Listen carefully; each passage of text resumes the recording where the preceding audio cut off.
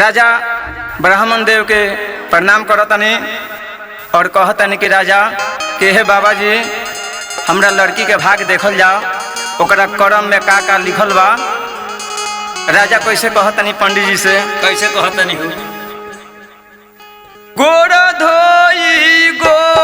हो धोई विप्र हो ब्राह्मण हो। अरे गोड़ा धोवा हो धोवा विप्र हो ब्राह्मण हो। गोड़ हो धोई विप्र हो ब्राह्मण हो।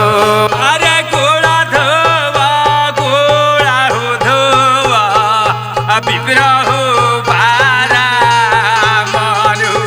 ओ बैठी बाबा जी सिंहासन हो पटे हाट हो। बैठे बाबा सिंहासन हो पटे हाट हो। ओ बैठी बाबा जी सिंहासन हो पटे हाट हो। बैठे बाबा सिंहासन हो पटे हाट हो। ओ बोलिया तो बोलले हो राजा साजले जब बिया हो।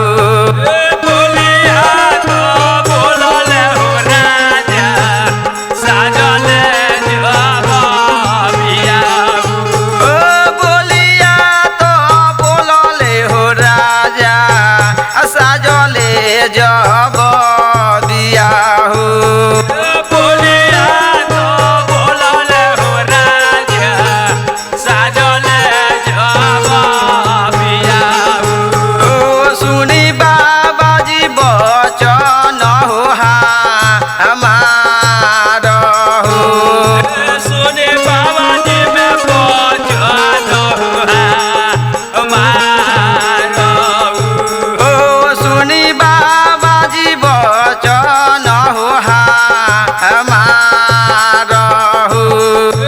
सुन बाबा जी में बचन हमार ओ गोली ना पातारा भाई बाबा जी देखी ना लागा नामा हो। कोली ना पातारा भाई बाबा जी देखी ना लागा बाबू। ओ गोली ना पातारा भाई बाबा जी देखी ना लागा नामा हो।